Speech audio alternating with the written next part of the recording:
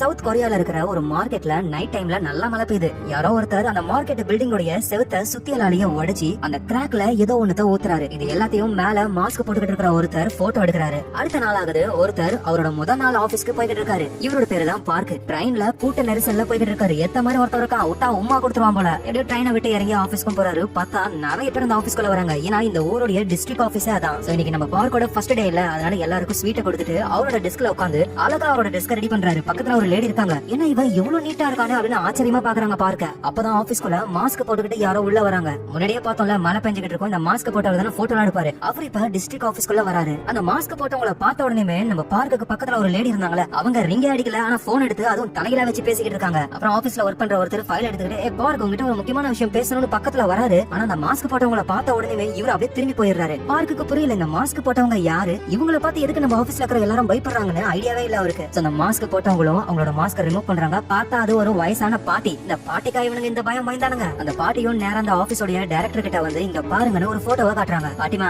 யாரோ ஒருத்தன் மலையில ஒண்ணு கடிக்கிறான், அதை போய் போட்டோ எடுத்திருக்கே, அவன் ஒண்ணு கடிக்கல, சுத்தி எல்லாரையே மார்க்கெட் செவுத்த உடைச்சு அதுல சல்பியூரிக் ஆசிட போட்டிருக்கான். சோ நல்லா இருக்கிற பில்டிங்க வேணும்னே கெடுக்க ட்ரை பண்றான் அந்த ஆளு, அதனாலதான் நான் போட்டோ எடுத்துன்னு பாட்டி சொல்றாங்க. அப்ப டைரக்டருக்கு பக்கத்துல இருந்த ஒருத்தர், பாருங்க அந்த பில்டிங் ரொம்ப பழசா இருக்கு, போற வரவெல்லாம் ஒண்ணு கடிக்கிறான், என்னென்னமோ வரைஞ்சிருக்காங்க, அதனாலதான் அந்த பில்டிங்க ரீகன்ஸ்ட்ரக்ஷன் பண்ணணும். உடனே பாட்டியும் அதை சொல்றதுக்கு நீ யாருன்னு கேட்கும்போது நான் தான் அந்த மார்க்கெட் பில்டிங் உடைய ஓனர்னு சொன்ன உடனே பாட்டி சமய திட்ட ஆரம்பிக்கிறாங்க. ஆக்சுவலா ப்ராப்ளம் என்னன்னா, அந்த மார்க்கெட்டோட பில்டிங் எல்லாம் இடிச்சு திரும்ப புதுசா கட்டணும்னு அந்த பில்டிங் உடைய ஓனர் நினைக்கிறாரு. ஆனா பாட்டி என்ன நினைக்கிறாங்கன்னா, புதுசா கட்டுற வரைக்கும் அந்த மார்க்கெட்ல வேலை செய்யறவங்களோட தொழில் என்ன ஆகும், என்னன்னா பில்டிங் கட்டி முடிக்கிற வரைக்கும் இழப்பீடுன்னு கொஞ்சம் பணத்தை கொடுத்தா நல்லா இருக்கும்னு நினைக்கிறாங்க. ஆனா இந்த பில்டிங் ஓனர் கொடுக்க மாட்டேன்னு சொல்றாரு. அதோட புது பில்டிங் கட்டிட்டாங்கன்னா வாடகை ரொம்ப ஏத்திடுவாங்க. அதனால மார்க்கெட்ல இருக்கிற எல்லாருமே புதுசா கட்ட வேணாம் அப்படின்ற மாதிரி சொல்றாங்க. ஆனா அந்த பில்டிங் ஓனரும் கார்பரேஷனும் சேர்ந்து என்ன பண்றாங்கன்னா, மழை பெய்யற டைம்ல அந்த மார்க்கெட் பில்டிங்க யாரோ ஒருத்தர் மூலியமா சுத்தியலால உடைச்சு அதுல சல்பியூரிக் ஆசிட போட்டு இந்த பில்டிங் மோசமான நிலைமையில இருக்கு அப்படின்னு ப்ரூவ் பண்ணி திரும்ப கட்டலாம் அப்படின்னு பிளான் போட்டுட்டு இருக்காங்க. இதை தடுக்கணும்னு தான் பாட்டிமா ட்ரை பண்றாங்க. அதனாலதான் போட்டோ எல்லாம் எடுத்துட்டு வந்து டைரக்டரே பாக்குறாங்க. ஆனா இதை பண்ணதே இவங்க தானே பொழுது அவங்க கிட்டே வந்து கம்ப்ளைண்ட் பண்ண முடியாதுல்ல. அதனால பாட்டிமா சண்டை போடுறாங்க. அங்க இருக்கிறவங்க எல்லாம் பாட்டியா பாட்டிமா இப்ப சண்டை போடக்கூடாது அப்படின்னு இழுத்துட்டு போறாங்க. அப்ப யாரோ ஒருத்தர் பாட்டிமாவை போட்டோ எடுக்கிறாரு. பாட்டிமாவும் திரும்பி பார்த்தா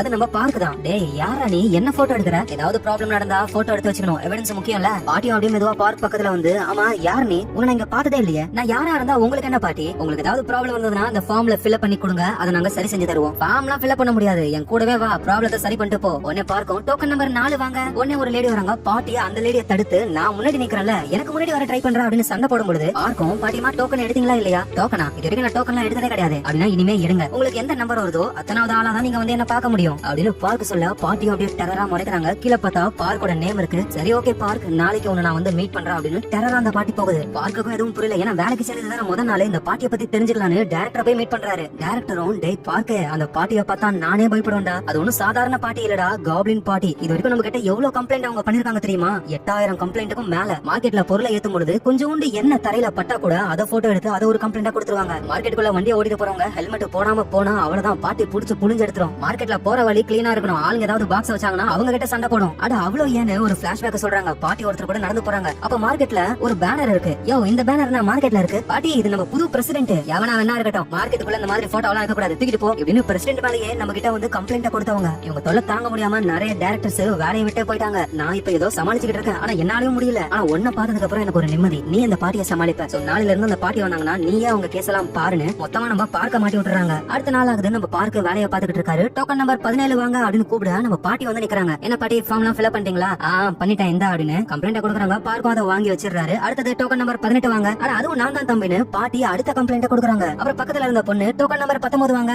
அதுவும் நான் தானே, அந்த பொண்ணு கிட்டையும் கம்ப்ளைண்ட் கொடுக்குறாங்க பாட்டி. அந்த பொண்ணும் பாட்டி கையில பாக்குறாங்க, அவ்வளவு டோக்கன்ஸ் இருக்கு பாட்டி, எல்லா டோக்கனையும் நீங்க எடுத்துட்டீங்க அப்படின்னா மத்தவங்களும் அவங்க கம்ப்ளைண்ட் எல்லாம் கொடுக்கணும்ல. உடனே பார்க்கும் பாட்டி உங்க கம்ப்ளைண்ட் எல்லாத்தையும் என்கிட்ட மொத்தமா கொடுங்க அப்படின்னு சொல்ல பாட்டியும் ஒரு பண்டில தூக்கி வைக்கிறாங்க. அவ்வளவுதான் இன்னைக்கு சத்தம் போலயே அப்படின்னு பார்க்க முடிவுக்கே வந்துடுறாரு. நல்ல வேலையா அந்த ஆபீஸ்ல ஒர்க் பண்ற ஒர்க்கர் ஒருத்தர், ஹே பார்க்க உன்னை டைரக்டர் கூப்பிட்டாருன்னு சொல்ல, அப்படியே அதை வர இந்த கம்ப்ளைண்ட் எல்லாம் ஃபைல் பண்ணிரியா அப்படின்னு அந்த ஒர்க்கர் கிட்ட சொல்ல, அந்த ஒர்க்கரும் இதெல்லாம் ஈஸி வேலை பண்ண போய் உட்காந்தா அங்க பெரிய பண்டில் இருக்கு, பத்தாததுக்கு நம்ம பாட்டி இருக்காங்க. ஐயோ இந்த கிளவியா நம்மள போத்து விட்டு எஸ் ஆயிட்டாருன்னு ஒர்க்கரும் செமையா கடுப்பாக்குறாரு. பார்க்கும் டைரக்டர் மீட் பண்ணலாம்னு போனா அங்க மேயரும் அந்த மார்க்கெட் பில்டிங் உடைய ஓனரும் இருக்காரு. மேயரும் பார்க்க கிட்ட அந்த மார்க்கெட் பில்டிங்கை இடிச்சது புதுசா கட்டணும், ஆனா அங்க இருக்கிற மக்கள் எல்லாம் ரொம்ப குடைச்சல் கொடுக்குறாங்க, என்ன பண்றதுன்னு தெரியலன்னு பார்க்க கிட்ட ஐடியா கேக்குறாரு. உடனே பார்க்கும், சார் அந்த பில்டிங் ஓனர் மேல நம்ம ஒரு கேஸ் போடணும், அந்த மார்க்கெட் பில்டிங் எதுவும் பண்ணக்கூடாது, அது அப்படியே இருக்கலாம் அப்படின்னு. இதை கேக்குற அந்த பில்டிங் ஓனரும் பாவங்களா ஏன் எதுக்கா கேஸ் பண்ணணும். உடனே பார்க்கும், சார் அது எல்லாமே பிளான் தான், நீங்க கோர்ட்டுக்கு போயிட்டு உங்க மேல எந்த தப்பும் இல்ல, லீகலா தான் அந்த பில்டிங்க வாங்கிருக்கீங்க, உங்களுக்கு எல்லா உரிமையும் இருக்குன்னு அந்த கேஸ்ல ஜெயிச்சிட்டீங்க அப்படின்னா கோர்ட்டே உத்தரவு போட்டுச்சு, இதுக்கப்புறம் வேற வழியே இல்லைன்னு மக்கள் காலி பண்ணி தான் ஆகணும். உடனே மேயரும் பார்க்க பாராட்ட ஆரம்பிக்கிறாரு. உண்மையிலேயே இது செம்ம ஐடியாடா. மக்களை பொறுத்த வரைக்கும் கார்பரேஷனும் கேஸ் எல்லாம் போட்டு ஹெல்ப் பண்ணதான் ட்ரை பண்ணாங்க. பாவம் அவங்களால முடியலன்னு நமக்கு ஒரு நல்ல பேரும் கிடைக்கும் அப்படின்னு ஒரு பிளான போடுறாரு. இந்த நேரத்துல பாட்டி மார்க்கெட்ல ஒரு கடை இருக்கு. அந்த கடை நடத்துற லேடி கூட சண்டை போட்டுக்கிட்டு இருக்காங்க. உன் கடையோட சைன் போர்டு எல்லாம் ரோட்ல வைக்கிற வேலை வச்சுக்காத, மக்களுக்கு ரொம்ப இடைஞ்சலா இருக்கு. கிளவி, நான் சைன் போர்டு ரோட்ல வச்சதை நீ பாத்தியா? உங்ககிட்ட ப்ரூஃப் இருக்கான்னு கேட்கும்போது பாட்டிமா தான் ப்ரூஃப் கையிலே வச்சிருப்பாங்களே, அவங்க கேமரால இருக்கிற போட்டோவை காட்டும் பொழுது ஆமா வச்சேன், இப்ப என்ன இருக்கு அப்படின்னு பாட்டியும் அந்த கடைக்காரமாவும் சண்டை போட்டுக்கிட்டு இருக்காங்க. சண்டை போட்டு முடிச்சுட்டு பாட்டிமா திரும்ப வரும்போது அங்க ஒரு பையன் நூடுல்ஸ் பச்சையா சாப்பிட்டுக்கிட்டு இருக்கான். டேய் தம்பி, நூடுல்ஸ் வேக வச்சதா சாப்பிடணும் அப்படின்னு சொல்லிட்டு பாட்டி அங்க இருந்து போயிடுறாங்க. இந்த பையன் யாருன்னா நம்ம பார்க் இருக்காருல அவரோட தம்பி தான். சோ பார்க்கோட தம்பியும் வீட்டுக்கு வராரு. வீட்டுல பார்க் சமைச்சு வச்சிருக்காரு. ஆனா அந்த தம்பிக்காரன் அதெல்லாம் மனுஷன் சாப்பிடுவானா அப்படின்னு சொல்லி கண்டுக்கவே மாட்டான். இவங்களுக்கு அப்பா அம்மா யாரும் கிடையாது, ரெண்டு பேரும் தனியா தான் இருக்காங்க. பார்க்குக்கும் சமைக்க தெரியாதா, தம்பிக்காரனுக்கும் டேஸ்டா சாப்பிடணும்னு ஆசை. ஆனா வாழ்க்கை ஃபுல்லா அந்த வேகாத நூடுல்ஸ் தான் தின்னுகிட்டே இருக்காரு. இதுக்கு முன்னாடி இவங்க வேற ஒரு ஏரியால இருந்தாங்க. ஆனா பார்க்குக்கு இங்க வேலைன்றதுனால இப்ப இங்க ஷிஃப்ட் ஆகி வந்துட்டாங்க. சோ இதனாலேயே பார்க்கோட தம்பிக்கு பார்க் மேல காண்டு. உன் வேலைக்காக நீ ஷிஃப்ட் ஆகி வந்துட்டு இப்ப எனக்கு ஃப்ரெண்ட்ஸே இல்லைன்னு ரொம்ப சோகமாவே தான் இருப்பாரு. அடுத்த நாள் ஆகுது. பார்க் ஆபீஸ்ல வேலை செய்யும் பொழுது அங்க பாட்டிமா வராங்க. தம்பி, கேள்விப்பட்டியா அந்த பில்டிங் காரங்க கோர்ட்ல கேஸ் கொடுத்திருக்காங்களாம். நல்ல வேலை நீங்களும் பதிலுக்கு கேஸ் கொடுத்திருக்கீங்க. ஆனா அந்த பில்டிங் காரங்க அந்த கேஸ்ல ஜெயிக்கிறதுக்காக என்ன வேணாலும் பண்ணுவாங்க. என்கிட்ட அவங்கள காலி பண்றதுக்கான ப்ரூஃப் நிறைய இருக்கு. இந்த ப்ரூஃப் வச்சுக்கிட்டு எப்படியாவது கேஸ்ல நீங்க ஜெயிச்சிருங்க தம்பி அப்படின்னு பார்க்க கிட்ட பாட்டிமாவும் அந்த பில்டிங்க வேணும்னே டேமேஜ் பண்ணாங்கல, அதுக்கான போட்டோஸ் இன்னும் சில டாக்குமெண்ட்ஸ் எல்லாம் கொடுக்குறாங்க. அப்புறம் பாட்டி அங்க இருந்து போனதுக்கு அப்புறம் அவங்க கொடுத்த அந்த எவிடன்ஸ் எல்லாத்தையுமே பார்க் பக்கத்துல இருக்கிற ஒரு பொண்ணு கிட்ட இந்த யூஸ் பண்ணாத ஃபைல் எல்லாம் போட்டு வைப்போம்ல, அந்த இடத்துல கொண்டு போய் இதை போட்டுன்னு சொல்றாரு. ஏன்னா நம்ம பார்க் தான் இந்த மாதிரி கோர்ட்டுக்கு போற ஐடியாவே சொன்னது. அவர்கிட்டயே வந்து எவிடன்ஸ் கொடுத்தா பாவம் பாட்டி எதுவும் தெரியாம ஒரு ரெஸ்டாரண்ட்ல உட்கார்ந்துட்டு இருக்காங்க. அப்ப அங்க இன்னொரு பாட்டி வராங்க. ஆக்சுவலா நம்ம பாட்டியோட ஃப்ரெண்ட் தான் இவங்க. இந்த ஃப்ரெண்ட் பாட்டியும் ரெஸ்டாரண்ட்குள்ள வந்து பாட்டி முன்னாடி உட்கார்ந்துட்டு போன்ல இங்கிலீஷ்ல வேற லெவல்ல பேசுறாங்க. உடனே நம்ம பாட்டியும்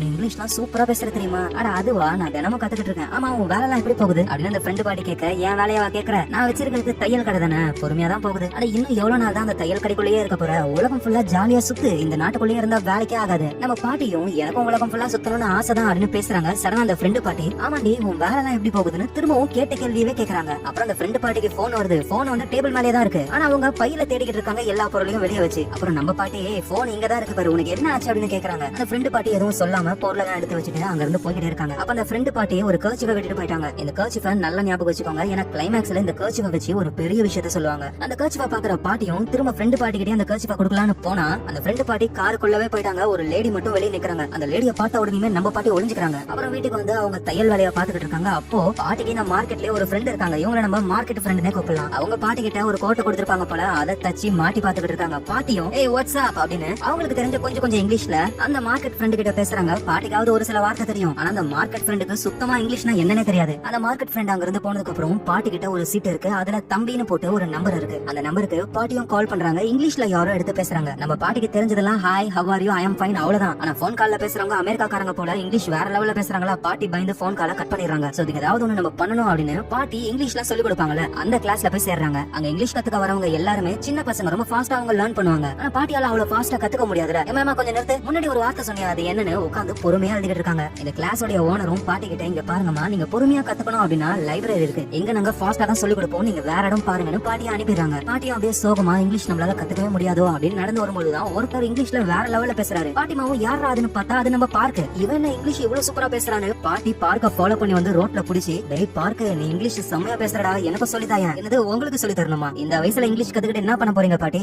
நான் என்னமோ பண்றேன், அதை பத்தி உனக்கு என்ன கவலை? இங்க பாரு, நீ ஒன்னும் ஃப்ரீயா சொல்லி தர தேவையில்ல, உனக்கு நான் பணமும் தரேன், ஒரு பார்ட் டைம் ஜாப் மாதிரி எனக்கு சொல்லி கொடு அப்படின்னு பாட்டி கேட்க, இந்த பார்க்கும் சரி பாட்டி உங்களுக்கு சொல்லி தரலாம், ஆனா எனக்கு ஆபீஸ்ல நிறைய வேலை இருக்கு. ஞாபகம் இருக்கா, நீங்க ஒரு பெரிய பண்டல்ல கம்ப்ளைண்டா கொண்டு வந்து கொடுத்தீங்களே, அது எல்லாத்தையும் நான் தான் பாத்துக்கிட்டு இருக்கேன் பாட்டி. டைம் எனக்கு இதுக்கே சரியா இருக்கு, என்னால உங்களுக்கு சொல்லி தர முடியாதுன்னு பார்க்க போய்கிட்டே இருக்காரு. பாட்டியும் ஐயோ நம்ம கிட்ட நமக்கு அடிக்கிறானு என்ன பண்றதுன்னு தெரியல உங்களுக்கு. அடுத்த நாள் பாட்டி இன்னொரு கம்ப்ளைண்ட் நம்ம பார்க் கிட்ட கொடுக்குறாங்க. பார்க்கும் அது என்ன கம்ப்ளைண்ட்னு பார்த்தா, எனக்கு இங்கிலீஷ் சொல்லி தர ஒரு டீச்சரா வா அப்படின்னு எழுதிருக்காங்க. பத்தாததுக்கு கம்ப்ளைண்ட் கொடுத்தவங்க பேரு ஜெனிஃபரா. பாட்டிமா, கம்ப்ளைண்ட் ஃபார்ம்ல இந்த மாதிரிலாம் எழுதக்கூடாது. அதோட யார் அந்த ஜெனிஃபர்? அட டேய், நான் தான்டா ஜெனிஃபர், இங்கிலீஷ் கத்துக்க போனல, அந்த கிளாஸ்ல எனக்கு ஜெனிஃபர்னு பேர் வச்சாங்க. டேய் கண்ணா, பாட்டி பாவண்டா, எனக்கு இங்கிலீஷ் சொல்லித்தாடான்னு பாட்டி கெஞ்சுறாங்க. என்கிட்ட கெஞ்சறத விட்டுட்டு நீங்க கிளாஸ்லயே போய் ஜாயின் பண்ணலாமே ஜெனிஃபர் மேடம் அப்படின்னு பார்க்க கலாய்ச்சி விடுறாரு. அடுத்த நாள் ஆகுது. நம்ம பார்க்க தூங்கிட்டு இருக்காரு வீட்டுல. அப்போ ஒரு போன் கால் வருது. அட்டன் பண்ணி, யாரு பேசுறது? நான் ஜெனிஃபர் பேசுறேன். இன்னும் எழுதுக்கலையா நீ? எந்த ஜெனிஃபர்? ஐயோ கிளவி, என் நம்பர் எப்படி உனக்கு கிடைச்சது? அட உன் ஆபீஸ்ல எம்ப்ளாயிஸோட லிஸ்ட்லாம் இருக்கும்ல, அதுல இருந்து தான் உன் நம்பர் எடுத்தேன். எனக்கு இங்கிலீஷ் சொல்லித்தாயண்டா. இங்க பாருங்க பாட்டி, சும்மா என்ன தொந்தரவு பண்ணாதீங்க, நான் போனை கட் பண்றேன். அவர் கட் பண்ணிடுறாரு. அப்புறம் ஆபீஸ்ல உட்காந்து நிம்மதியா வேலை பார்க்கலாம்னு பார்த்தா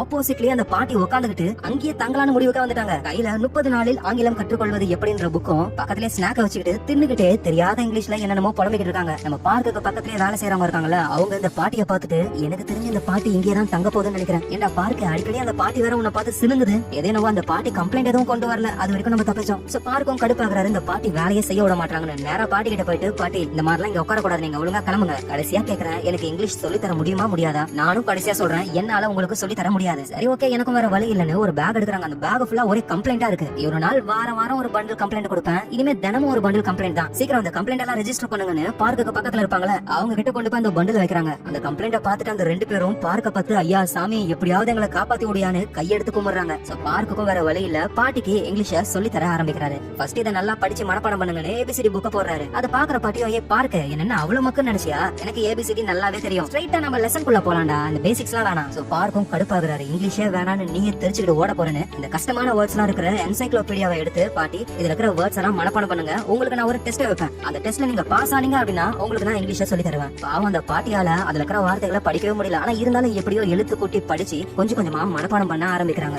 பார்க்கும் டெஸ்ட் வைக்க ஆரம்பிக்கிறாரு, பாட்டியும் எழுதுறாங்க, நல்லாவே பெர்ஃபார்ம் பண்றாங்க. ஆனா 80% கீழே வந்ததுனால ஐம் சாரி பாட்டி, என்னால உங்களுக்கு சொல்லி தர முடியாதுன்னு அழகா எஸ்கேப் ஆகி வந்துடுறாரு. இந்த நேரத்துல மார்க்கெட்ல பாட்டி வந்து ஒரு லேடி கூட சண்டை போடுவாங்கல்ல, அந்த சண்டைக்காரி கிட்ட சில கேங்ஸ்டர் ஆளுங்க எல்லாம் வந்திருக்காங்க. எங்க பாருமா, ஒரு மாசம் தான் கோர்ட்ல எப்படி அந்த பில்டிங் ஓனர் தான் ஜெயிக்க போறாரு, முட்டை முடிச்செல்லாம் கட்டிக்கிட்டு எல்லாரும் போகணும், நாங்க எதுக்கு போகணும், இந்த பில்டிங் நல்லா இருக்கு, அதோட 20 வருஷமா நாங்க இங்க இருக்கோம், திடீர்னு போக சொன்னா எப்படி எப்படின்னு அந்த கேங்ஸ்டரும் சண்டைக்காரையும் சண்டை போட்டுக்கிட்டு இருக்கிறத பாட்டிமா பாத்துட்டு உள்ள வராங்க. டேய் சொட்டமண்ட, என்ன நீ ஓவரா பேசுற, சிகரெட்டை பிடிச்சிட்டு கீழே போட்டு போற, ஒழுங்கா அதை எடுத்துட்டு போடா. அந்த கேங்ஸ்டரும் வயசான கிளவி கிட்ட எல்லாம் நம்ம சண்டை போடணுமான்னு அங்க இருந்து போயிடுறாரு. அப்புறம் பாட்டி அந்த சண்டைக்காரியை பார்த்து, நீ ஒன்னும் கவலைப்படாத, இந்த பில்டிங் ஓனரை எதிர்த்து கோர்ட்ல நம்ம கார்பரேஷன் ஆபீஸும் கேஸ் போட்டிருக்காங்க, நான் நிறைய எவிடன்ஸ் உங்களுக்கு கொடுத்திருக்கேன், கண்டிப்பா அந்த கேஸ்ல நம்ம தான் ஜெயிப்போம்னு சொல்றாங்க. ஆனா அந்த சண்டைக்காரி கண்டுக்காம நேரா அவரோட கடைக்குள்ள போயிடுறாங்க. இந்த நேரத்துல நம்ம பார்க்கும் ஆபீஸ்ல வேலையெல்லாம் முடிச்சுட்டு பஸ்ல வீட்டுக்கு வந்துகிட்டு இருக்காரு. அப்போ வெளியே அவரோட தம்பி நடந்து போறத பாக்குறாரு. இவரும் பஸ் விட்டு இறங்கிடுறாரு. இந்த பையன் வீட்டுக்கு போகாம இந்த நேரத்துல இங்க என்ன சுத்திக்கிட்டு இருக்கான்னு அவரோட தம்பியை ஃபாலோ பண்ண ஆரம்பிக்கிறாரு. பார்க்க அந்த தம்பிக்காரன் நேரா ஒரு கடைக்குள்ள போயிட்டு உட்காந்துக்கிட்டு இருக்கான். பார்க்க உள்ள போலான்னு பார்த்தா அங்க நம்ம பாட்டிமா இருக்காங்க. பாட்டிமாவை பார்த்த உடனே இவர் அலறாரு, அடடே பார்க்க இங்க என்னடா பண்ற, உள்ள வான்னு கூப்பிடுறாங்க. அப்புறம் தான் பாட்டிமாவுக்கு தெரிய வருது இவங்க 2 பேரும் அண்ணன் தம்பிங்கன்னு. பாட்டிமா சாப்பாடு கொண்டு வந்து கொடுக்குறாங்க. அந்த தம்பிக்காரன் எடுத்து சாப்பிட ஆரம்பிக்கிறான். இவருக்கு வாயெல்லாம் ஊறுது. ஏ பார்க்க நீயும் சாப்பிடுன்னு பார்க்கும் அவங்க சாப்பாட கொடுக்குறாங்க. சாப்பிட்டு முடிச்சுட்டு தம்பி வீட்டுக்கு போயிடுறான். பார்க்க மட்டும் பாட்டியோட வீட்டுல இருக்காரு. வீடு ஃபுல்லா பாட்டி இந்த இங்கிலீஷ் வார்த்தைகள் எல்லாம் மனப்பாடம் பண்ணி எழுதி ஒட்டு வச்சிருக்காங்க. இத பாக்குற பார்க்கும் பாட்டிக்கு இங்கிலீஷ் கத்துக்கணும்னு அவ்வளவு ஆசைன்னு புரிய வருது. சரி பாட்டி, நீங்க எதுக்காக என் தம்பிக்கு சோறு போடுறீங்க? அதுவா, நான் மார்க்கெட் வழியா வரும்பொழுது உன் தம்பி வேக வைக்காத நூடுல்ஸ் சாப்பிட்டு இருப்பான், வாடா என் வீட்டுல வந்து சாப்பிடுன்னு ஒரு நாள் கூப்பிட்டேன். அவன் அவ்வளவு ஆசையா அந்த சாப்பாடை சாப்பிட்டான். அப்புறம் தான் உனக்கு எப்பெல்லாம் பசிக்குதோ என் வீட்டுக்கு வாடான்னு சொன்ன, அவனும் வந்து சாப்பிட்டு போறான். எனக்கும் யாரும் இல்ல, நான் தனியா தானே இருக்கேன், உன் தம்பி கூட உட்காந்து சாப்பிடும் பொழுது யாரோ எனக்காக இருக்காங்கன்னு தோணுது அப்படின்னு சொல்றாங்க. இதை கேட்கிற பார்க்குக்கு ரொம்ப கஷ்டமாகுது. சரி பாட்டி, திங்கக்கிழமை, புதன்கிழமை, வெள்ளிக்கிழமை இந்த 3 நாள் ஓகேவா? எதுக்கு பார்க்க எனக்கு இங்கிலீஷ் சொல்லி தர போறியா? ஆமா பாட்டி, இந்த 3 நாள் உங்களுக்கு ஓகே தானே, அதோட எனக்கு பணமும் வேணாம், என் தம்பிக்கு இப்ப எப்படி சோறு போடுறீங்களோ அதே மாதிரி அவன் வரும்போதெல்லாம் சோறு போடுங்கன்னு சொல்ல, பாட்டியும் நீ ஒன்னும் கவலைப்படாத பார்க்க, உன் தம்பி உன்னை விட குண்டாயிடுவான் பாரு, அந்த அளவுக்கு நான் ருசியா சமைச்சு போடுறேன். பார்க்கும் அவ்வளவு சந்தோஷம். திடீர்னு பார்த்தா பாட்டி இங்கிலீஷ் கத்துக்கிற புக்கோட வந்து நிக்கிறாங்க. பாட்டி என்ன ஆச்சு? திங்கக்கிழமை, புதன்கிழமை, வெள்ளிக்கிழமை சொல்லி தருவேன்னு சொன்னல, இன்னைக்கு புதன்கிழமை லெசனை இனில இருந்தே ஸ்டார்ட் பண்ணலாமா அப்படின்னு கேக்குறாங்க. என்ன இந்த பாட்டி அசுர வேகத்துல இருக்காங்களேன்னு இவரும் சொல்லி தர ஆரம்பிக்கிறாரு. பாட்டி வந்து அந்த என்சைக்ளோபீடியால மனப்பாடம் பண்ணாங்கல்ல, அந்த வார்த்தைகள் எல்லாம் பேசுறாங்க. பாட்டி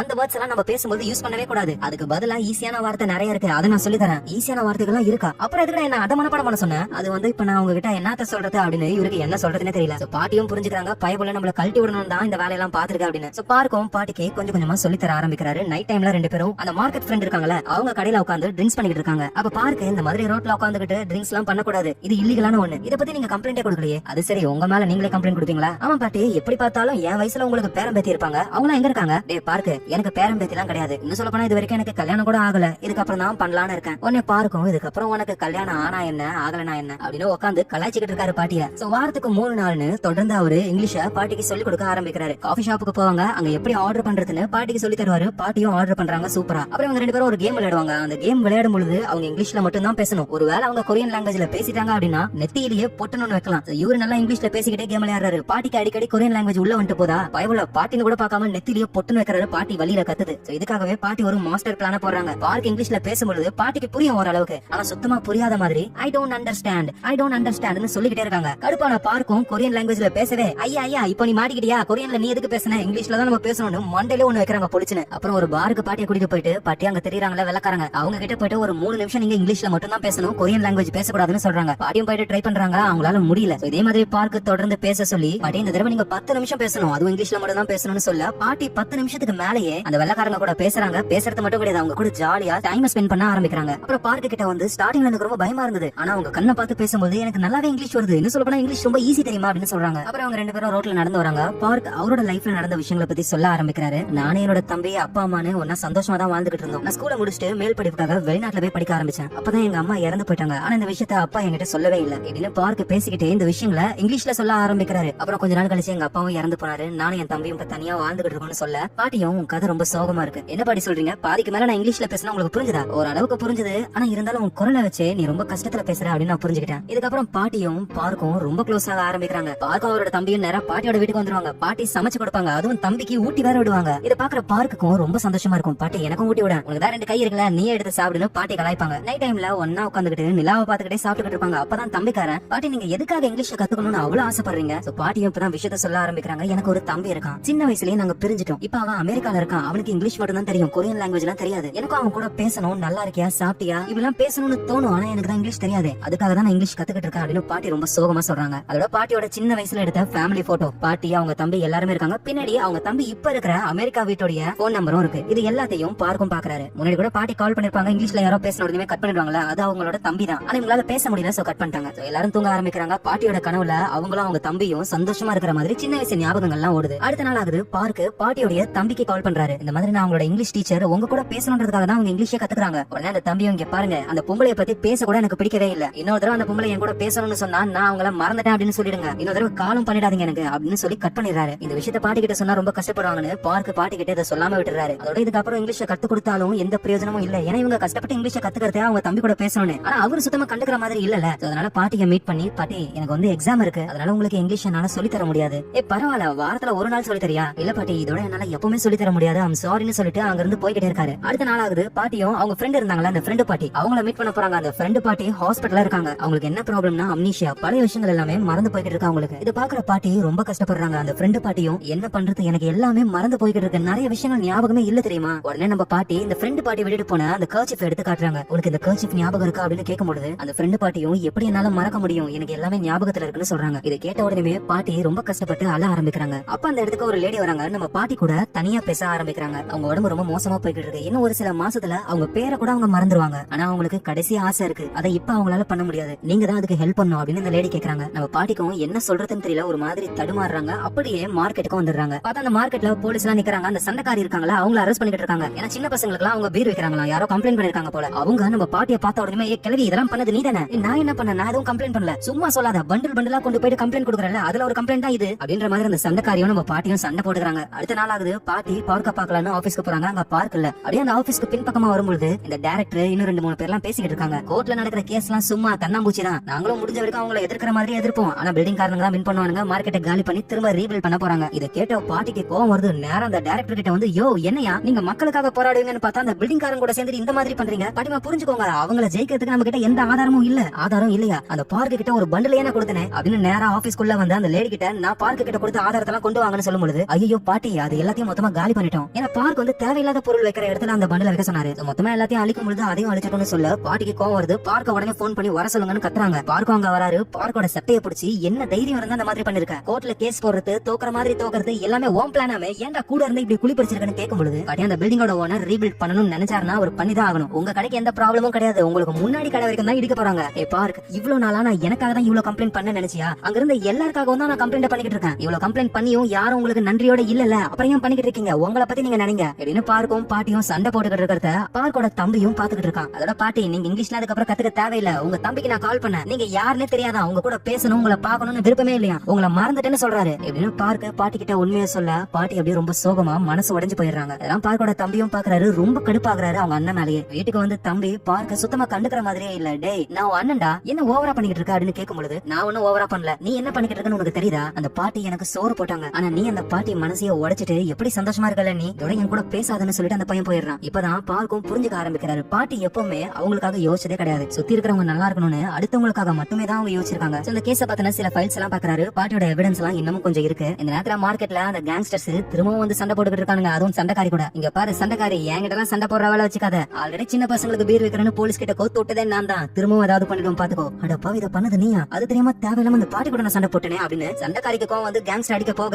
அவரு சட்டுன்னு விளக்குறாரு. இவங்க கீழே விழுந்துறாங்க. இங்க பாருங்க அந்த பில்டிங்கை விட்டு இப்பவே நீங்க காலி பண்ணணும் அப்படின்னு அந்த கேங்ஸ்டர் சொல்ல உடனே அந்த இடத்துக்கு பார்க்க வராரு. கோர்ட்ல கேஸ் நடந்துகிட்டு இருக்கு, அது வரைக்கும் இங்க இருக்கிறவங்க எல்லாம் இங்க தான் இருக்கணும், நீ இந்த மாதிரி வந்து பண்றல அதுதான் இல்லீகல், ஒழுங்கா போயிடு இல்லனா வாயை உடைச்சிருன்னு மிரட்டுறாரு. அந்த கேங்ஸ்டரும் அங்க இருந்து போயிட்டு நேரா பில்டிங் ஓனருக்கு கால் பண்ண, பில்டிங் ஓனர் கார்ப்பரேஷன் ஆபீஸ்க்கு கால் பண்ண, அங்க இருக்கிற டைரக்டர் பார்க்குக்கு கால் பண்றாரு. ஏன்டா ஐடியாவை கொடுத்துட்டு இப்ப நீ அதை கெடுக்கிற மாதிரி பண்ற? சார் நான் ஐடியாவை கொடுத்தேன் அவ்வளவுதான், தான், அதை நீங்க பண்ணணும் அப்படின்னு நான் சொல்லல. எங்க மக்கள் ப்ராப்ளத்துல இருக்காங்க, அவங்களுக்கு ஹெல்ப் பண்ணதான் எனக்கு சம்பளம் தராங்க. சோ நான் அவங்க பக்கம் தான் இருப்பேன்னு சொல்றாரு. அந்த மார்க்கெட்ல இருக்கிறவங்க எல்லாம் பார்க்க கொண்டாட ஆரம்பிக்கிறாங்க. தம்பி நீ தான் கார்பரேஷனுக்கு புது டைரக்டர் ஆக போற, கவலையே படாத அப்படின்னு பார்க்க அவங்களுக்கு ரொம்ப பிடிச்சிருக்கு. இந்த நேரத்துல பாட்டி அவங்க ஃப்ரெண்ட பார்க்க போறாங்க. அவங்க எல்லாத்தையுமே மொத்தமா மறந்துட்டாங்க. இங்க பாரு, என்ன இந்த உலகம் ஃபுல்லா ஜாலியா சுத்த சொன்னல, நான் கண்டிப்பா போறேன், ஆனா நீ என் கூட பழைய மாதிரி பேச அப்படின்னு பாட்டி எவ்வளவு சொல்லியும் அந்த ஃப்ரெண்டு பாட்டி அப்படியே கம்முன்னு இருக்காங்க. ஏன்னா பக்கத்துல பேசிக்கிட்டு இருக்கிறது யாருன்னு கூட அவங்களுக்கு தெரியல. அப்பதான் அங்க ஒரு லேடி வராங்க. பாட்டிமா, இவங்க சுயநனவுல இருக்கும் பொழுது உங்களுக்காக ஒரு லெட்டரை கொடுத்தாங்கன்னு அந்த லேடி ஒரு லெட்டரை நம்ம பாட்டி கிட்ட கொடுக்குறாங்க. பாட்டியும் அந்த லெட்டரை படிக்கும் பொழுது அவங்க மனசெல்லாம் ஒரு மாதிரி இருக்கு, கஷ்டப்படுறாங்க.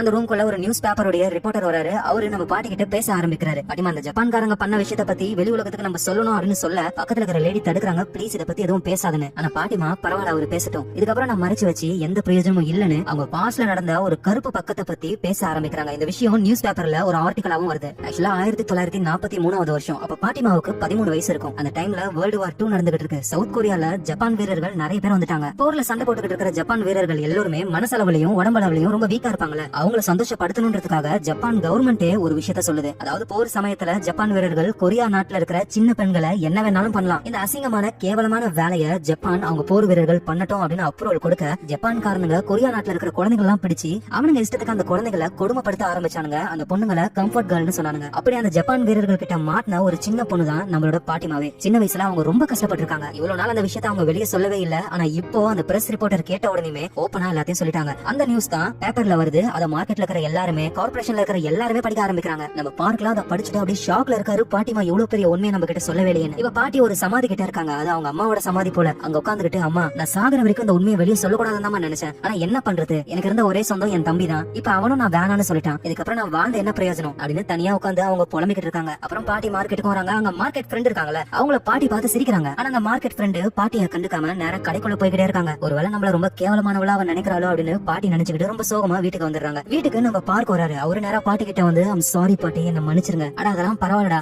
சாப்பாடு செய்யட்டுமா, சாப்பிட்டு போறியா அப்படின்னு கேக்குறாங்க. ஆனா பார்க் எதுவும் பதில் சொல்லாம ஐம் சாரின்னு திரும்ப திரும்ப சாரி கேட்டுக்கிட்டே இருக்காரு. பாட்டியும் பார்க் பக்கத்துல வந்து கட்டி பிடிக்கிறாங்க. பார்க் அப்படியே மனசு விட்டு அலறாரு. ரெண்டு பேரும் உட்காந்து பேசிக்கிட்டு இருக்காங்க. பாட்டி ஒரு பழைய போட்டோவை கொடுக்குறாங்க. என் வாழ்க்கையில இந்த ஞாபகங்கள் எல்லாம் மறந்து போகணும்னு நான் நினைச்சேன். ஆனா இந்த போட்டோவை நான் தூக்கி போடவே இல்ல. 60 வருஷமா நான் யாருக்கிட்ட இந்த போட்டோவை காட்டவே இல்ல. முதல் தடவையா இந்த போட்டோவை பாக்குறது நீதான். உங்ககிட்ட காட்டும் போது என்னன்னு தெரியல, என் மனசுல இருக்கிற பாரம் எல்லாம் குறைஞ்சு லேஸ் ஆகுது. இந்த ஒரு காலே இவதான் என்னோட ஃப்ரெண்டு, என் வாழ்க்கையை காப்பாத்தினதே அவதான். இப்ப அவளுக்கு ஞாபகம் மறதினால ஹாஸ்பிட்டல்ல இருக்கான்னு பழைய விஷயங்களை பத்தி சொல்ல ஆரம்பிக்கிறாங்க. 1943 வருஷம் வேர்ல்டு வார் 2 நடந்துகிட்டு இருக்கிற டைம் ஜப்பான் வீரர்கள் எல்லாருமே கொரியா நாட்டை கைப்பற்றிட்டாங்க. அங்க இருக்கிற சின்ன பொண்ணுங்களை கேம்புக்கு கூட்டிட்டு போயிட்டு பிசிக்கலா டார்ச்சர் பண்ண ஆரம்பிக்கிறாங்க. நம்ம பாட்டியும் அந்த டார்ச்சர் எல்லாம் அனுபவிச்சு இதுக்கு மேல உயிரோட இருக்க கூடாதுன்னு தூக்கு மாட்டி தொங்கலான்னு போகும்போது அவங்களோட ஃப்ரெண்ட் வந்து தடுக்கிறாங்க. எதுக்கு என்ன காப்பாத்தின, என்ன விட்டு இருந்தா நானும் செத்து போயிருப்பேன் அப்படின்னு கேட்கும்போது, நீ இல்லாம நான் மட்டும் எப்படி உயிரோட இருப்பேன், தப்பு பண்ற இவங்க எல்லாம் உயிரோட இருக்கும் பொழுது நம்ம ஏன் சாகணும்னு ரெண்டு பேரும் கட்டி பிடிச்சு அழுதுகிட்டு இருக்காங்க. சாகாம நம்மளோட வாழ்க்கை மாறும்னு அவங்க இதை எதிர்த்து போராட ஆரம்பிக்கிறாங்க. ரெண்டு பேருமே ஒரு கர்ச்சீஃபை செஞ்சு நம்மளோட வலி, கஷ்டம், கண்ணீர் எல்லாத்தையும் இந்த கர்ச்சீஃப்ல நம்ம துடைக்கலாம். சாகர வரைக்கும் இந்த கர்ச்சீஃபை நம்ம கூடவே பத்திரமா வச்சுக்கணும்னு ஒரு ப்ராமிஸையும் போடுறாங்க. இவங்களை பொறுத்த வரைக்கும் இது சாதாரண ஒரு கர்ச்சீஃப் கிடையாது. இவங்க லைஃப்ல பட்ட கஷ்டம் எல்லாத்துலயும் கூட இருந்த ஒரு ஆறுதலான பொருள் தான் இது. இப்படின்னு நடந்த விஷயத்த சொல்லி இன்னும் சில விஷயங்களை பாட்டி பார்க்கிட்ட சொல்ல ஆரம்பிக்கிறாங்க. எங்களுக்கு நடந்தது ஒரு பெரிய கொடுமை, இந்த விஷயத்த வெளி உலகத்துக்கிட்ட சொல்லணும் அப்படின்னு என்னோட ஃப்ரெண்ட் ட்ரை பண்ணா. ஆனா அவளுக்கு இங்கிலீஷ் தெரியாது. அதனால அவ கொரியன் லாங்குவேஜ்லயே சொன்னா. ஆனா இங்கிலீஷ்க்கு டிரான்ஸ்லேட் பண்றவங்க எல்லாத்தையும் மாத்தி சொல்லிட்டாங்க. அப்புறம் என் ஃப்ரெண்ட் வெறித்தனமா இங்கிலீஷ் படிச்சு அவன் நல்லாவும் பேச ஆரம்பிச்சா. கோர்ட்ல எல்லாருக்கும் முன்னாடியும் அந்த ஜப்பான்காரங்க என்ன பண்ணாங்களோ அது எல்லாத்தையும் ஒரு லெட்டராவும் எழுதினானு. ஒரு லேடி லெட்டர் கொடுப்பாங்கல்ல, அந்த லெட்டரை பார்க்கிட்ட காட்டுறாங்க. ஆனா திரும்பவும் பிரச்சனை வந்தது. என்னோட ஃப்ரெண்டுக்கு ஞாபக மறதி நோயினால எல்லாத்தையும் மறக்க ஆரம்பிச்சா. இப்ப அவ யாருன்னு கூட தெரியாம ஹாஸ்பிடல்ல உட்காந்துக்கிட்டு இருக்கா.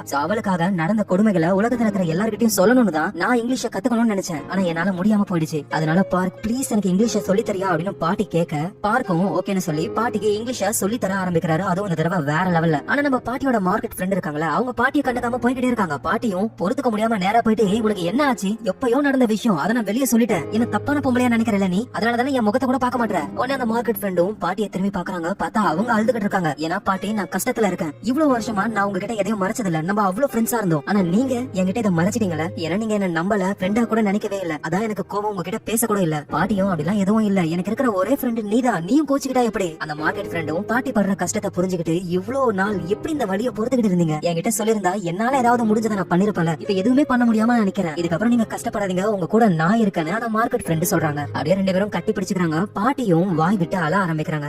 பாட்டி வந்து அவங்களுக்கு நடந்த கொடுமைகள் எல்லாம் அமெரிக்கால நடக்கிற ஒரு மீட்டிங்ல தான் பேச போறாங்க. சோ அதுக்காக பாஸ்போர்ட் அமெரிக்காவுக்கும் கிளம்பி போக போறாங்க. இப்ப ஹாஸ்பிடல்ல எல்லாத்தையும் மறந்து போயிருக்காங்களா பாட்டியோட ஃப்ரெண்ட், அவங்க ஒரு லெட்டர் எழுதிருப்பாங்கல்ல, அதுல இருக்கிறதான் பாட்டி படிக்க போறாங்க. சோ அது எல்லாத்தையும் நல்ல மனப்பாடம் பண்றாங்க. அதுவும் புரிஞ்சு பாட்டியை பார்த்தா பயப்படுவாங்களா அந்த கார்பரேஷன்ல வேலை செய்யற எல்லாருமே. ஆனா இப்ப பாட்டிக்கு அவங்க சப்போர்ட் பண்றாங்க. அமெரிக்கால போயிட்டு அவங்க என்ன பேச போறாங்களோ அதுக்கு ஒரு ட்ரையல பாக்குறாங்க. பாட்டி செமையா பேசுங்கன்னு எல்லாருமே சேர் பண்றாங்க. நைட் டைம் ஆகுது. பாட்டி அவங்க வீட்டு டோரை ஓபன் பண்ணா ஒரு லெட்டர் வந்து விழுது. என்னடான்னு ஓபன் பண்ணி பார்த்தா உள்ள யுஎஸ்க்கு போக போறீங்களா, பத்திரமா போயிட்டு வாங்க அப்படின்னு எழுதிருக்கு. அதோட சில காசும் இருக்கு. யாரா வச்சிருப்பாங்கன்னு பாட்டி வெளியே வந்து பாக்கும்போது எப்ப பார்த்தாலும் பாட்டி கூட சண்டை போடுவாங்க அந்த சண்டைக்காரி, அவங்க தான் அந்த காசை வச்சிருக்காங்க. அப்படியே எழுந்து நின்னு பாட்டியை பார்த்து என்ன மன்னிச்சிருங்கன்ற மாதிரி சொல்றாங்க. பாட்டிக்கும் அவ்வளவு சந்தோஷம். ஏன்னா இங்க இருக்கிற எல்லாருமே நம்மள புரிஞ்சுக்கிட்டாங்களே அப்படின்னு. சோ பாட்டி இப்ப அமெரிக்காவுக்கு போக ஆரம்பிக்கிறாங்க. அங்க நடக்கிற மீட்டிங்ல அவங்க பேசணும். கூட நம்ம பார்க் போகல, அவரு கொரியால தான் இருக்காரு. அப்போ ஒரு நியூஸ் பாக்குறாரு, மீட்டிங் வந்து கேன்சல் ஆயிடுச்சாம். ஏன்னா ஜப்பான் கவர்மெண்ட் இந்த பாட்டி ஒரு கம்ஃபர்ட் கேர்ளே கிடையாது, சும்மா யாரையோ கூட்டிட்டு வந்து பேச வைக்கிறாங்க, ஃபேக்கா ரெடி பண்ணிருக்காங்க அப்படின்ற மாதிரி சொல்ல அந்த மீட்டிங்கே கேன்சல் ஆயிடுச்சு. இப்ப பாட்டி பேசணும் அப்படின்னா பாட்டி வந்து அந்த ஜப்பான் வீரர்களால பாதிக்கப்பட்டிருக்காங்க அப்படின்ற எவிடன்ஸ் இருந்தா மட்டும் தான் பாட்டியால பேச முடியும். உடனே பார்க்கும் பாட்டிக்கு கால் பண்றாரு. பாட்டி உங்களோட அந்த ஞாபகம் மருந்து ஃப்ரெண்ட் அவங்களும் பாதிக்கப்பட்டிருக்காங்களா, அவங்க கம்ஃபர்ட் உமன் எதை வச்சு ப்ரூவ் பண்ணாங்க? பார்க் நாங்க சின்ன பொண்ணா இருக்கும்போதே ப்ராப்ளம்லாம் முடிஞ்சதுக்கு அப்புறம் என்னோட ஃப்ரெண்ட் நான் ஒரு கம்ஃபர்ட் பொண்ணு தான், ஜப்பான் வீரர்கள் என்ன கொடுமைப்படுத்துறாங்கன்னு வெரிஃபிகேஷன்ல சைன் பண்ணா. ஆனா நான் எனக்கு அது வேணான்னு முடிவு பண்ணேன். என்ன பத்தி யாரும் தெரிஞ்சுக்க கூடாதுன்னு, அதுக்கும் எனக்கு சம்பந்தம் இல்லாத மாதிரி நான் பாத்துக்கிட்டேன். ஆனா இப்ப அது ஒரு ப்ராப்ளமா வரும்னு எனக்கு தெரியாதுடா. சோ பார்க்குக்கும் என்ன பண்றதுன்னு தெரியல. உடனே மக்களுடைய சப்போர்ட் வேணும்னு புரிஞ்சுக்கிட்டு அவரோட ஆபீஸ்ல இருந்து கத்துறாரு, நம்ம பாட்டிக்கு ஹெல்ப் பண்ணணும், எல்லாருமே பெட்டிஷன்ல சைன் பண்ணுங்கன்னு. பாட்டி பாதிக்கப்பட்டிருக்காங்கன்னு நிறைய மக்கள் கையெழுத்து போட இதை ஒரு எவிடன்ஸா அமெரிக்கால எடுத்துப்பாங்க. சோ அந்த மீட்டிங்கும் நடக்கும். சோ மார்க்கெட்ல எல்லாருமே வர மக்கள் கிட்ட அந்த பெட்டிஷனை கொடுத்து கையெழுத்து போட வைக்கிறாங்க. நம்ம பார்க்கும் போயிட்டு டைரக்டர் மேயர்னு எல்லார்கிட்ட இருந்தும் அப்ரூவல் வாங்கி கொரியன் கவர்மெண்டே பாட்டியை வந்து ஒரு கம்ஃபர்ட் உமன் சொல்ல, இதுக்கப்புறம் ஜப்பான் கவர்மெண்டால எதுவும் பண்ண முடியாது. அமெரிக்கால அந்த மீட்டிங்கும் ஆரம்பிக்குது. பாட்டியும் எல்லாரும் முன்னாடியும் பேச போறாங்க. நம்ம பாட்டி மாதிரியே ஜப்பானீஸ் வீரர்களால பாதிக்கப்பட்ட இன்னொரு பாட்டி இருக்காங்க, அவங்க பேசுறாங்க. ஆனா ஆப்போசிட்ல இருந்து என்ன ப்ரூஃப் இருக்கு? பணத்துக்காக நீங்க வேணும்னே சும்மா கம்ஃபர்ட் உமன் மாதிரி நடிக்கிறீங்க. உலக நாடுகள் மத்தியில ஜப்பானீஸ பத்தி கேவலமா பேசணும்னு இந்த மாதிரி எல்லாரும் பண்ணிக்கிட்டு இருக்காங்க, எல்லாமே பக்காவா பிளான் பண்ணிருக்காங்க அப்படின்னு இவங்க எல்லாரும் மனசுல இருக்கிற கஷ்டத்தை சொல்றாங்க. ஆனா அதை ஏத்துக்கிற மாதிரியே ஜப்பானீஸ் கவர்மெண்ட் இல்ல. அதுக்கு ஏத்த மாதிரியே பாதிக்கப்பட்ட இவங்க கிட்டயும் சாலிடான ஒரு எவிடன்ஸ் இல்ல. அதனால பேச முடியல அந்த பாட்டியால. அடுத்தது இருக்கிறது நம்ம பாட்டி தான். இங்கிலீஷ்லயே பாட்டிமா நீங்க பேசுறதா இருந்தாலும் பேசலாம், உங்களுக்கு இங்கிலீஷ் பேச வருமா அப்படின்னு கேட்கும் பொழுது பாட்டியும் ஐ கேன் ஸ்பீக்னு சொல்லி எல்லாரும் முன்னாடியும் வந்து நிக்கிறாங்க. ஆனா பாட்டியால பேச முடியல, ரொம்ப நர்வஸ் ஆகுறாங்க. என்ன பண்றதுன்னு அவங்களுக்கு தெரியல. அப்பதான் அந்த இடத்துக்கு பார்க் வராரு. பாட்டி எப்படியும் திக்குவாங்கன்னு அவருக்கு தெரியும். அவர் அப்படியே வெளியே இருந்து ஹாய் ஹவ் ஆர் யூ அப்படின்னு கேக்குறாரு. பாட்டியும் ஐ அம் ஃபைன்னு சொல்றாங்க. ஏன்னா நம்ம பார்க் தானே இங்கிலீஷ் சொல்லி கொடுத்த குரு. அதோட பாட்டி பார்க் கிட்ட ஒரு போட்டோ காமிச்சிருப்பாங்கல்ல, அந்த போட்டோவையும் அவர் எடுத்துட்டு வந்திருக்காரு. அத ஒரு ப்ரூஃபா எல்லாரும் காட்டுறாங்க. ஆனா அப்போ அந்த ஜப்பானுடைய அபிஷியல்ஸ் எல்லாம் இதெல்லாம் ஒரு ப்ரூஃபா எடுத்துக்கவே முடியாது. சின்ன வயசுல எடுத்த போட்டோ, இந்த மாதிரி எவ்வளவு பேர் போட்டோ எடுத்திருப்பாங்க, எல்லாரும் கம்ஃபர்ட் உமனா, இத ஒரு எவிடன்ஸ் எல்லாம் ஏத்துக்கவே முடியாது. இங்க பாருங்க இந்த பொம்பளையும் காசுக்காக தான் பண்ணிருக்கான்னு நம்ம பாட்டியை அக்யூஸ் பண்றாங்க. சோ பொறுத்துக்க முடியாத பாட்டியும் உங்களுக்கு எவிடன்ஸ் தானடா வேணும்னு அவங்க ட்ரெஸ்ஸை தூக்கி காட்டுறாங்க. அவங்க வயித்து ஃபுல்லாவே கத்தியால கிழிச்ச மாதிரியும் அந்த ஜப்பான்காரங்க அசிங்கமா நீ ஒரு கம்ஃபர்ட் உமன்னு பச்சை குத்தி வச்சிருக்கானுங்க. இத பார்த்த உடனே அங்க இருந்த எல்லாருமே வாயை முடிக்கிறாங்க. இதை விட ஒரு எவிடன்ஸ் வேணுமா? இத பார்க்கும் பாக்குறாரு. அவருக்கு கோவம் வருது, அப்படியே கையை முறுக்குறாரு. சோ பாட்டி கொரியன் லாங்குவேஜ்லயே பேசுறாங்க. அங்க இருந்த ஒரு லேடி அப்படியே அதை டிரான்ஸ்லேட் பண்றாங்க. என் உடம்புல இருக்கிற இந்த தழும்புகள் எல்லாமே ஜப்பானீஸ் வீரர்கள் கத்தியால கிழிச்சது. எல்லாரும் எவிடன்ஸ் வேணும்னு கேட்டீங்கல்ல, நான் தான் அந்த எவிடன்ஸ். ஜப்பான் வீரர்கள் நான் ஒரு கம்ஃபர்ட் கேர்ள்னு அவங்களே டேட்டூ குத்திருக்காங்க பாருங்க. ஒவ்வொரு தடவை நான் குளிக்கும் பொழுதும் இந்த தழும்புகளை பார்க்கும் பொழுது என் மனசுல நான் பட்ட கஷ்டங்கள்லாம் வந்து போகும். என்ன மாதிரியே தான் இருக்கிற எவ்வளவு பேர் கஷ்டப்பட்டிருக்காங்க. அந்த டைம்ல எனக்கு 13 வயசு தான், நான் ஒரு குழந்தைன்னு கூட யாரும் பார்க்கவே இல்ல. என்ன மாதிரியே நிறைய குழந்தைகளை கொடுமைப்படுத்துறாங்க அப்படின்னு பாட்டி சொல்ல அங்க இருக்கிறவங்களுக்கு எல்லாம் உடம்பெல்லாம் ஏதோ ஒரு மாதிரி பண்ணுது. அப்புறம் பாட்டி அந்த லெட்டர்ல இருக்கிறத இங்கிலீஷ்ல படிக்க ஆரம்பிக்கிறாங்க. அவங்க ஃப்ரெண்ட் எழுதுனது எல்லாமே. இந்த விஷயம் லைவா கொரியால டிவில பிளே ஆகிட்டு இருக்கு. அத ஹாஸ்பிடல்ல இருக்கிற அந்த ஞாபகம் மருதி பாட்டி இருக்காங்கல்ல, அவங்க பாத்துக்கிட்டு இருக்காங்க. அவங்க பாக்க அப்படியே பல விஷயங்கள் ஞாபகம் வருது. நம்ம பேசணும்னு நினைச்சத, நம்மளால முடியாதத நம்ம ஃப்ரெண்ட் நமக்காக பண்றா அப்படின்னு அவங்களுக்கு அவ்வளவு சந்தோஷம். மார்க்கெட்ல இருக்கிற எல்லாரும் பாக்குறாங்க. அந்த மார்க்கெட் ஃப்ரெண்ட் எல்லாம் பாட்டி பேசத்தை கேட்டு அழுதுகிட்டே இருக்காங்க. சோ பாட்டி அவங்க இருக்கிற எல்லாரும் முன்னாடியும் நான் கேட்கறதுலாம் எங்களுக்கு இவ்வளவு கொடுமையா பண்ண அந்த ஜப்பான் கவர்மெண்ட் ஒரு மன்னிப்பு கேட்கணும், நாங்க பட்ட கஷ்டம் மாதிரி வேற யாரும் பண்ணக்கூடாது அப்படின்னு பாட்டி இங்கிலீஷ்லயே பேசி முடிக்கிறாங்க. எல்லாருமே கைத்தட்ட ஆரம்பிக்கிறாங்க. அதுவும் பார்க்கு பாட்டி இந்த அளவுக்கு சூப்பரா பேசுறாங்கன்னு அவ்வளவு சந்தோஷத்துல கைத்தட்டுறாரு. சோ மீட்டிங் முடிஞ்சு பாட்டிமா வெளியே வராங்க. பல நாடுகளை சேர்ந்த எல்லாருமே பாட்டி கிட்ட வந்து பாட்டி நீங்க சூப்பரா பேசுங்க அப்படின்னு பாட்டியை பாராட்டுறாங்க. ஆனா அந்த ஜப்பான் காரங்க இருக்கானுங்களே, பாட்டி எவ்வளவு பணம் வாங்க போற இந்த மாதிரி நாடகம் நடிச்சு பேசுறதுக்கு இப்படின்னு பாட்டி இவ்வளவு பேசி எவிடன்ஸ் எல்லாம் காமிச்சும் இன்னும் அவனுங்க நல்ல வேஷம் தான் போட்டுட்டு இருக்கானுங்க. நம்ம பார்க்குக்கு கோவம் வருது, அடிக்கலான்னு போறாரு. பாட்டி தடுத்து நிறுத்தி டேங்க பாருங்கடா, எனக்கு பணம் எல்லாம் தேவையில்லை, நீங்க பண்ண தப்புக்கெல்லாம் உங்க வாயில இருந்து ஒரு மன்னிப்பு கிடைச்சா போதும், என்ன மாதிரி பாதிக்கப்பட்ட எல்லாருமே கொஞ்சம் நிம்மதியாகும். ஆனா அதெல்லாம் கண்டுக்காம அந்த ஜப்பானீஸ் அபிஷியல்ஸ் எல்லாம் அங்க இருந்து போயிடுறாங்க. நம்ம பார்க்கும் பாட்டி உண்மையிலே நீ செமையா பேசின, உனக்காக ஒரு கிஃப்ட் வச்சிருக்கேன்னு நேரா ஒரு ரூமுக்கு கூட்டு போறாங்க. அங்க போயிட்டு பாட்டி பார்த்தா அவங்களுக்கு ஷாக்கு. பாட்டியோட தம்பி அங்க இருக்காரு. பாட்டிக்கு அவ்வளவு சந்தோஷம். ஓடி போய் அவங்க தம்பியை கட்டிப்பிடிச்சு கொரியன் லாங்குவேஜ்லயே நீ எங்கடா போன, நான் உன்னை ரொம்ப மிஸ் பண்ணேன்னு சொல்றாங்க. அவருக்கு கொரியன் லாங்குவேஜ் தெரியாது. ஆனா பாட்டி ரொம்ப சந்தோஷமாவும் இவ்வளவு நாள் ரொம்ப கஷ்டமாவும் இருந்திருக்காங்கன்னு பாட்டியோட குரலை வச்சு அவர் புரிஞ்சுக்கிறாரு. அப்புறம் இவரும் இங்கிலீஷ்லயே ஐ மிஸ் யூ அப்படின்னு சொல்றாரு. பாட்டி மாவும் பதிலுக்கு மிஸ் யூன்னு சொல்றாங்க. அப்புறம் அதை இருக்கான் பாரு பார்க்கு, அவன் தான் எனக்கு போன் பண்ணி உன்னை பத்தி எல்லாத்தையும் சொன்னான், நான் பெரிய தப்பு பண்ணிட்டேன், நான் மன்னிச்சிருன்னு தம்பி சொல்றாரு. பாட்டிக்கு பார்க்க நினைச்சு அவ்வளவு சந்தோஷம். அவங்க தம்பியும் கிடைச்சிட்டாங்க. அப்படியே கட்டி பிடிச்சி மன நிறைவா அவ்வளவு சந்தோஷமா இருக்காங்க. சோ பாட்டி வழக்கம் போல மார்க்கெட்ல ஜாலியா போறாங்க. இப்பெல்லாம் கம்ப்ளைண்ட் அவ்வளவு பண்றது கிடையாது. ஏன்னா பாட்டியை பார்த்து பயந்து யாரும் தப்பு பண்றது கிடையாது. சிகரெட் ஒருத்தன் கீழே போடுவான், அது தரையில படுறதுக்குள்ளேயே காலையே அதை பிடிச்சிட்டு பாட்டி பாத்தீங்களா நான் புடிச்சிட்டேன், கம்ப்ளைண்ட் பண்ணிடாதீங்க பாட்டின்னு மக்கள் இப்ப திருந்த ஆரம்பிச்சிட்டாங்க. அப்புறம் பாட்டியும் அவங்க சொந்த பேரனாவே நம்ம பார்க்க நினைச்சு ஒன்னா தனியாவே வாழ ஆரம்பிக்கிறாங்க. அப்புறம் அந்த ஃப்ரெண்டு பாட்டி சொல்லுவாங்கல்ல பாட்டி கிட்ட, நீ உலகம் ஃபுல்லா சுத்தணும்னு. அதே மாதிரி பாட்டியும் இப்ப நிறைய உலகத்துக்கு டிராவல் பண்ண ஆரம்பிச்சாங்க. அப்படி ஒரு நாட்டுக்கு போறாங்க. அங்க ஒருத்தர் பாஸ்போர்ட்டை பார்த்து, பாட்டி பரவாயில்லையா நிறைய ஊருக்கு போறீங்க போல, உங்களுக்கு இங்கிலீஷ் தெரியுமா அப்படின்னு கேட்கும்போது பாட்டியும் ஐ கேன் ஸ்பீக் அப்படின்னு சொல்றாங்க. இந்த இடத்துலயே இந்த படம் முடியுது.